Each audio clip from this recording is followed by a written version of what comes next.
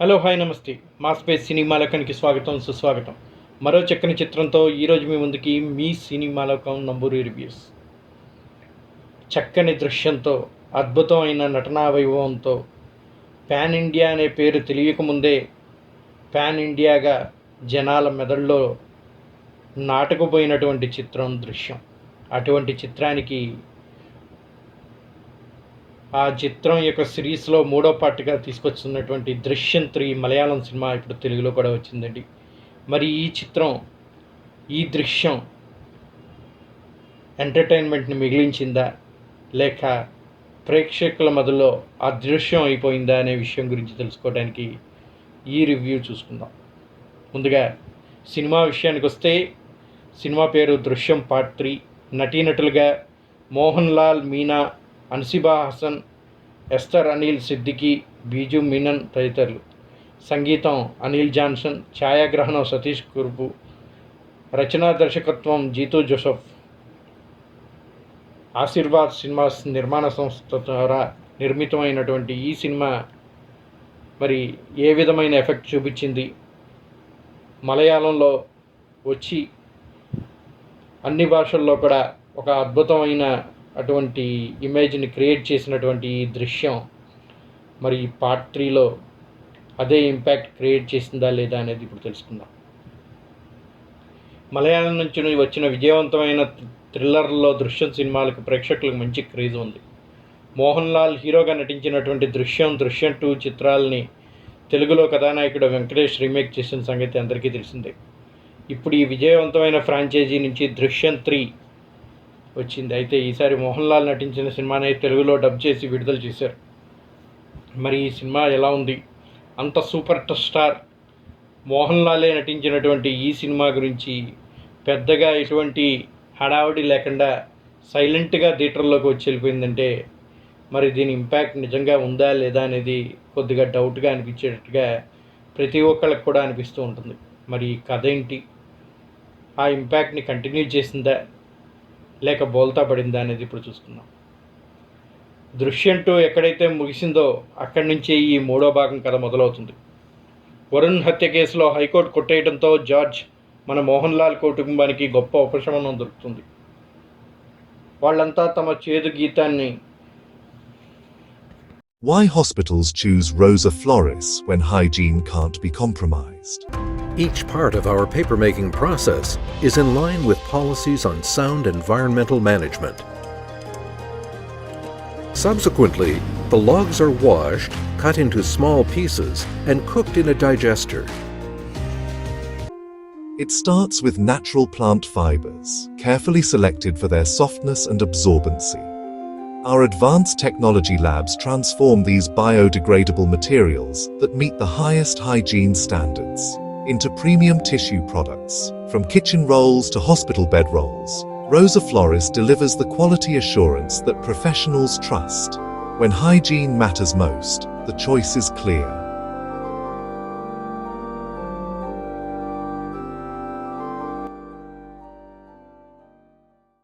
దృశ్యం పార్ట్ 2లో ఎక్కడైతే ముగిసిందో అక్కడి నుంచే ప్రారంభమైనటువంటి ఈ సినిమా ఏ విధమైన ఇంపాక్ట్ క్రియేట్ చేసిందనేది ఇప్పుడు చూసుకుందాం. మోహన్ లాల్ కుటుంబానికి గొప్ప ఉపశమనం దొరుకుతుంది ఈ హత్య కేసు హైకోర్టు కొట్టేయడంతో.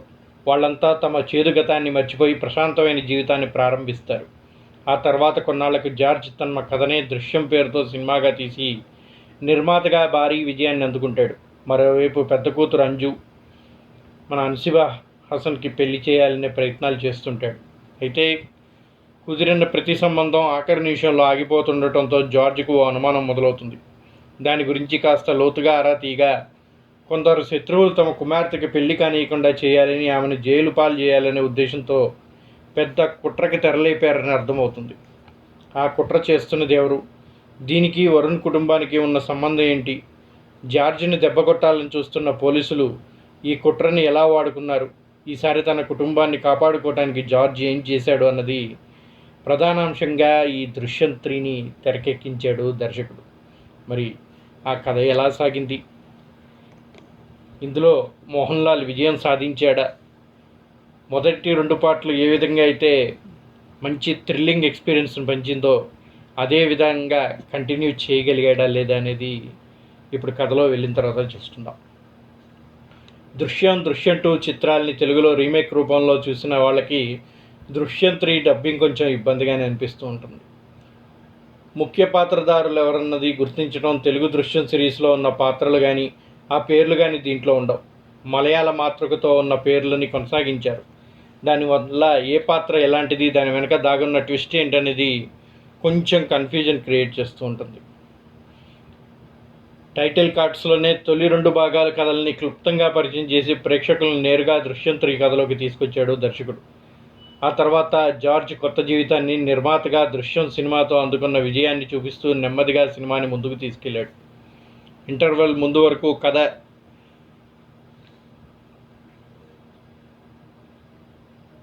ముందుకు సాగని అనుభూతి కలగదు. అంజు పెళ్లి సంబంధాల చుట్టూ సాగే డ్రామా అంతా రిపీట్ మోడ్లో చూస్తున్నట్లుగానే అనిపిస్తుంది. ఎప్పుడైతే ఆమె పెళ్లి సంబంధాన్ని ఎవరో ఇద్దరు వ్యక్తులు చెడగొడుతున్నారని జార్జ్కు తెలుస్తుందో అక్కడి నుంచే సినిమా నెమ్మదిగా వేగం పుంజుకుంటుంది. సస్పెండ్ అయిన ఇన్స్పెక్టర్ సహదేవన్ పాత్రని కథలో తీసుకొచ్చి ప్రథమార్థానికి విరామం ఇచ్చిన తీరు థ్రిల్లింగ్గానే ఉంది. జార్జిని వెంటాడుతున్న వరుణ్ కుటుంబము, పోలీసుల పగతో రగిలిపోతున్న మాజీ పోలీసా అనేది ద్వితీయార్థంలో కీలకంగా నిలుస్తుంది. శత్రువులంతా చేతులు కలిపి ఒక్కసారిగా తన కుటుంబంపైకి విరుచుకుపడే ప్రయత్నం చేస్తే జార్జ్ ఒంటరిగా వాళ్ళకి ఎలా సమాధానం ఇచ్చాడనేది ఈ సినిమాలో చూడాలంటున్నారు. ఈసారి వాళ్ళ ఆటకు ఎలా చెక్ పెట్టాడన్నది ఆసక్తి రేగిస్తుంది. అయితే ద్వితీయార్థం ఆరంభం నుంచే కథని ఆ దిశగా ఉత్కంఠంగా నడిపించడంలో డైరెక్టర్ తడబడ్డాడు. ఆఖరి అరగంట మాత్రం కథ ట్విస్టులు, మలుపులు, థ్రిల్ పంచుతుంది. జార్జ్ కూతుర్ని హత్య కేసులో ఇరికించేందుకు వరుణ్ తండ్రి వేసే ఎత్తుగడ, పెళ్లిని అడ్డుపెట్టుకొని చేసే ట్రాప్, దాన్ని జార్జ్ తనదైన శైలిలో అత్యంత తెలివిగా తిప్పికొట్టే తీరు అన్నీ అలరిస్తాయి. ముఖ్యంగా పతాక ఘట్టాలు భావోద్వేగభరితంగా సాగుతూనే ఆద్యంతం థ్రిల్ పంచుతాయి. ఈ కొనసాగుతూనే ఉంటుందని హింట్ ఇస్తూ సినిమాని ముగించిన తీరు ఈ సిరీస్కి ఇప్పుడప్పుడే ఎండింగ్ లేదనిపించే విధంగా ట్రై చేశాడు డైరెక్టర్. ఇంకా కుటుంబం కాపాడుకునేందుకు ఎంతకైనా సిద్ధపడే తండ్రిగా జార్జ్ పాత్రలో మోహన్ లాల్ మరోసారి అదరగొట్టారు. మీనా, అన్సిబా, ఎస్తర్ తదితరుల పాత్రలన్నీ పరిధి మేరకు ఉంటాయి. సస్పెండ్ అయిన పోలీసుగా సహదేవన్ పాత్రలో కళాభవన్ షాజన్ విలనిజం ఆకట్టుకుంటుంది. బీజు మేనన్ అతిథి పాత్రలో తలుక్కుని మెరుస్తారు. దృశ్యం 3 విషయంలో చివరిలోనే జీతూ జోసెఫ్ మార్క్ కనిపిస్తుంది. నేపథ్య సంగీతం, విజువల్స్ ఆకట్టుకున్నాయి. నిర్మాణ విలువలు కూడా ఉన్నతంగా ఉన్నాయి. మోహన్ లాల్ నటన, థ్రిల్ చేసే పతాక సన్నివేశాలు తప్ప మిగిలిందంతా కూడా సినిమా నెమ్మదిగా సాగినట్టుగా అనిపిస్తుంది. సంఘర్షణ కూడా చాలా వరకు కొడవరినట్టుగా, ప్రథమార్థం అంతా డల్గా ఉన్నట్టుగా అనిపించేటువంటి ఈ సినిమా మరి ప్రేక్షకులకి ఏ విధంగా నచ్చుతుంది అంటే అది అప్పుడే చెప్పలేమంటున్నారు. జార్జ్ కుట్టి ఎప్పటి నుంచో కోరుకుంటున్న సినిమాని అక్కడ సూపర్ స్టార్ అరుణ్ కుమార్ బీజు మీనన్తో చేసి బ్లాక్ బస్టర్ సక్సెస్ని నిర్మాతగా అందుకుంటాడు. అయితే ఈ సక్సెస్లో ఫేమ్తో పాటుగా మీడియా నుంచి జార్జ్ కుట్టి కుటుంబంపై మరోసారి అటెన్షన్ పడుతుంది. ఈ క్రమంలోనే మళ్ళీ వరుణ్, రోషన్ జహీర్ మరణంపై మళ్ళీ ఆరా మొదలవుతుంది. ఇంకో పక్క జార్జ్ కుట్టి తన కూతురు అను జార్జ్ పెళ్లిని కూడా ప్లాన్ చేసుకుంటాడు. ఇంకో పక్క జార్జ్ కదలికలు ఓ ఇద్దరు జర్నలిస్టులు కూడా గమనిస్తూ ఉంటారు. ఈ క్రమంలో ఎదురైన నూతన సవాళ్ళు ఏంటి, వాటిని ఈసారి జార్జ్ అధిగమించాడా అనేవి తెలియాలంటే సినిమా చూడాలి అంటున్నాడు డైరెక్టర్. మోహన్ లాల్ ఎలాంటి నటుడో అనేది మన తెలుగు ఆడియన్స్కి కూడా తెలుసు. ఎలాంటి పాత్ర అయినా సరే పాదరసంలా ఇమిడిపోయే తాను దృశ్యం 3 కూడా తన మార్క్ పర్ఫార్మెన్స్ అందించాడు. అయితే ఇది తెలుగు ఆడియన్స్కి కొంచెం కొత్తగా అనిపించవచ్చు. తన రోల్లో మాత్రం మోహన్ లాల్ చాలా ఈజీగా తనదైన శైలిలో బాడీ లాంగ్వేజ్తో రక్తి కట్టించాడు.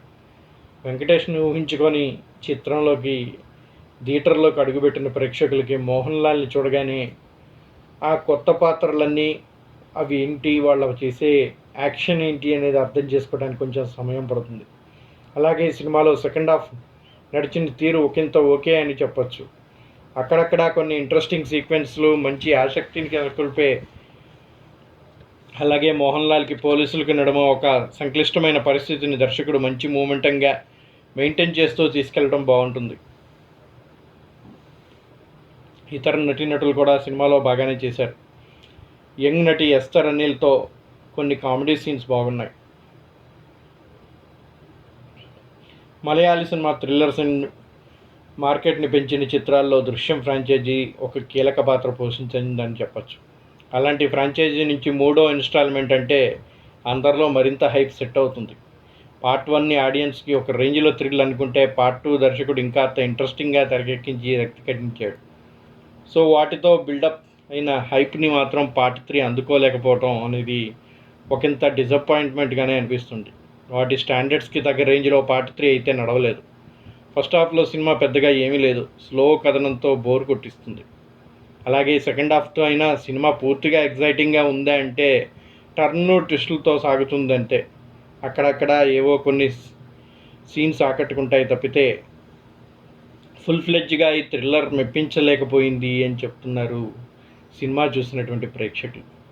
అలానే సినిమాలో జార్జ్ కుట్టి మైండ్ గేమ్ ఎలా ఉంటుంది అనేది కూడా ఆడియన్స్కి ఒక ఐడియా ఉంది, కానీ వాటిని మ్యాచ్ చేసే రీతిలో పార్ట్ 3లో సీన్స్ కానీ కథనం కానీ కొనసాగలేదని చెప్పచ్చు. ఇక ఈ సినిమా నిర్మాణ విలువలు డీసెంట్గా ఉన్నాయి. అలాగే తెలుగు డబ్బింగ్ కూడా నీట్గా ఉంటే ఇంకా బాగుండేది. అనిల్ జాన్సన్ బ్యాక్గ్రౌండ్ స్కోర్ సినిమాలో బాగుంది. అలానే సతీష్ కురుపు ఇచ్చిన కెమెరా వర్క్ న్యాచురల్ టోన్లో సినిమాకి బలాన్ని చేకూర్చింది. ఎడిటింగ్ ఇంకా బాగా ప్లాన్ చేయాల్సింది. ముఖ్యంగా ఫస్ట్ హాఫ్లో ఆ స్లో నెరేషన్ తగ్గించుంటే సినిమా మరోలా ఉండేది. ఇక దర్శకుడిగా జీతూ జోసెఫ్ విషయానికి వస్తే ఈ పర్టికులర్ సినిమా విషయంలో ఏర్పడిన అంచనాలని వాటిని మ్యాచ్ చేయడంలో కొంచెం వెనకబడ్డాడని చెప్పాలి. సాలిడ్ ట్విస్టులు టర్న్లు తన నుంచి ఆశిస్తే కేవలం కొన్ని చోట్ల వరకు తన పర్ఫార్మెన్స్తో మెప్పించి మిగిలిన వాట డల్గా చూపించేశాడు. ఇక మొత్తంగా చూసుకుంటే దృశ్యం 3 ఫ్రాంచైజీ సెట్ చేసినటువంటి రేంజ్ని అయితే అందుకోలేదని చెప్పచ్చు. పోనీ పూర్తిగా బాగా లేకుండా ఇబ్బంది పెట్టేలాగా ఉందంటే అది కాదు. అక్కడక్కడ కొంచెం చక్కని పర్ఫార్మెన్స్ ఇచ్చినప్పటికీ ఫస్ట్ హాఫ్లో స్లో నెరేషన్ బాగా దెబ్బతీస్తుంది. కానీ ప్రేక్షకులు ఊహించిన రీతిలో కథ నడవటంతో ఒకంత నిరుత్సాహానికి గురి చేస్తుందని చెప్పచ్చు. ఇందులో పార్ట్ 1 పార్ట్ 2 ఫ్రాంచైజీలో ఉన్నటువంటి అదే స్టాండర్డ్ని అందుకోలేకపోవటం వల్ల ఆ ఎలిమెంట్ మిస్ అయింది. సో పార్ట్ 3 ఇంపాక్ట్ ముందు సినిమాలో పోలిస్తే తక్కువే ఉంటుంది.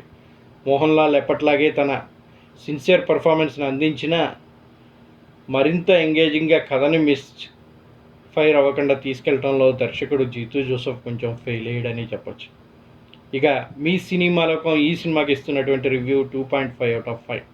మరి మీకు ఈ సినిమా ఎలా అనిపించిందో మీరే కూడా కామెంట్ బాక్స్లో మీ రివ్యూని తెలియచేయండి. అలాగే మా ఈ రివ్యూ మీకు నచ్చినట్టయితే మర్చిపోకుండా ఒక లైక్ని అందించండి. ఇప్పటివరకు మన ఈ ఛానల్ని సబ్స్క్రైబ్ చేసుకునే వాళ్ళు ఎవరైనా ఉంటే దయచేసి సబ్స్క్రైబ్ చేసుకోండి. అలాగే మీ మిత్రులు, స్నేహితులు, సన్నిహితులు, బంధువులకు కూడా మన ఈ మా స్పేస్ సినిమాలోకం ఛానల్ని షేర్ చేయండి, సబ్స్క్రైబ్ చేయండి. That's all for now. మరో చక్కని చిత్రంతో మళ్ళీ మీ ముందుకు వస్తాం. అప్పటిదాకా సైనింగ్ ఆఫ్ మీ నంబూరి. జై హింద్, జై భారత్.